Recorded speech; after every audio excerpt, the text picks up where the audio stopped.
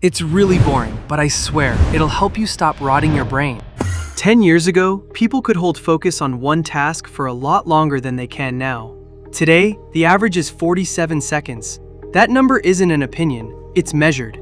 Give me about 60 seconds and you'll realize something uncomfortable. This was never a willpower problem. It was never about being lazy. One habit caused this, and odds are, it's still running in the background of your life right now. There's a real fix. And I bet you won't be able to make it to the end of this video, because, honestly, it's boring.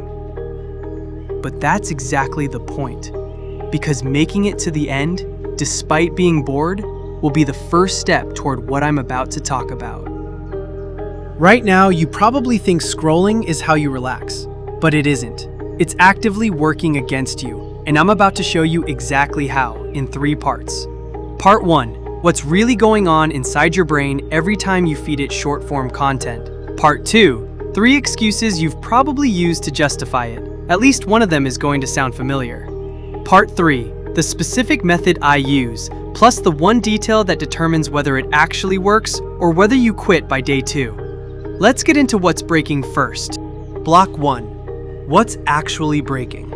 Stop thinking of your brain as a battery that drains and recharges. It behaves more like a muscle, and the only thing that matters is what you're conditioning it to do day after day. Feed it constant, unpredictable bursts of stimulation.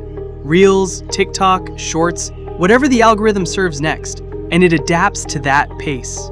There's a biological process behind this called myelination. Fire the same neural pathway often enough, and the coding around it thickens, letting the signal travel faster. In theory, that's a great mechanism. It's exactly how deep focus gets built. The problem is, it builds the opposite just as efficiently. You can train yourself to switch attention instantly, to feel bored within seconds, to reach for your phone before you're even consciously aware of the urge. Your brain isn't picking sides. It doesn't label a habit good or bad. It just gets faster at whatever gets repeated the most. So picture this, 15 minutes of scrolling before you try to focus on real work, with a new image, sound, or emotional beat hitting every second and a half. Whatever task comes next doesn't stand a chance. Not because the task got harder, because your brain just measured it against the most stimulating input available and lost interest instantly. Here's the mechanism that ties it all together. Dopamine shows up in 2 different forms. Phasic dopamine is the spike, a fast rise followed by an equally fast crash. That's the exact response your feed is engineered to trigger, over and over. Tonic dopamine works differently. It's your baseline drive, your default willingness to do anything at all. Picture it as the reserve tank that everything else draws from. Every scroll session pulls fuel from that reserve to power the spike. Repeat that daily, and the reserve doesn't refill fast enough. It's not that you're getting less intelligent in the moment. Your baseline motivation is dropping low enough that even routine effort starts to feel disproportionately hard. There's a second mechanism that gets ignored almost entirely, and it might be the more important one. The moment outside input disappears, no screen, no sound, no scrolling, your brain shifts into what's called the default mode network. That's not your brain powering down. It's switching to internal processing, sorting through experiences, linking ideas together, actually thinking. That's where genuinely original ideas tend to surface. Not during active work, but during unstructured downtime. If your day never includes a truly empty stretch, that network never gets a chance to activate. You end up living in one of 2 states, reacting to input or asleep. Actual independent thought never happens, and that missing piece is what eventually shows up as brain fog. That inability to hold a single thought steady for more than a few seconds. Now for the part that stings a little. Whatever you're doing to cope with that fog is probably the thing making it worse. Block 2. The 3 excuses. Excuse number 1. I need this to decompress. Real rest restores energy. That's its entire function. But what most people call decompressing, short-form video, background TV, mindless snacking, doesn't restore anything. It's one of the more overstimulating things you can do to your nervous system. Enjoying it in the moment gets mistaken for recovering from it. Those are 2 different things. Every new clip is a fresh burst of novelty your brain has to process. Excuse number 2. It gets my head in the right place before I work. The opposite is closer to the truth. If the lead-up is a burst of non-stop novelty, and the task afterward requires patience and steady effort, that contrast alone makes the task feel unbearable, even when it's something you'd normally enjoy. That's the entire reason behind the advice to leave your phone alone for the first hour of your day. Do the work first, let the phone be the payoff afterward, not the setup beforehand. Excuse number 3. It's harmless, it's just running in the background.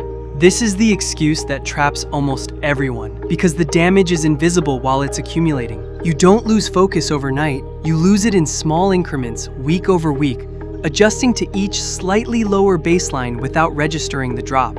Half a year later, you can't remember what it felt like to sit with one thought for longer than 60 seconds, and you chalk it up to getting older, being stressed, or just having a lot going on. Anything but the actual cause.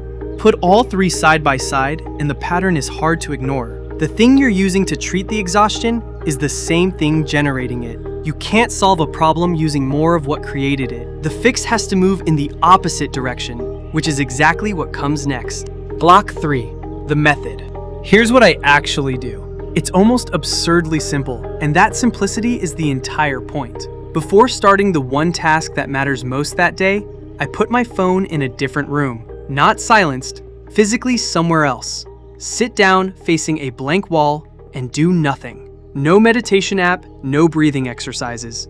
Just sitting there with virtually zero external input, 15 to 20 minutes every time. During that window, expect an almost absurd volume of thoughts to show up uninvited.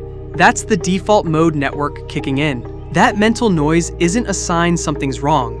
It's the clearest sign the process is doing exactly what it's supposed to. I get how it sounds.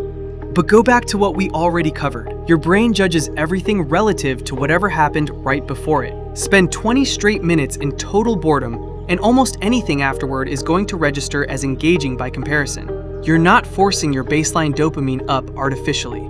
You're just finally giving it room to recover instead of spending it before your day even starts. The details people skip, and why skipping them ruins it.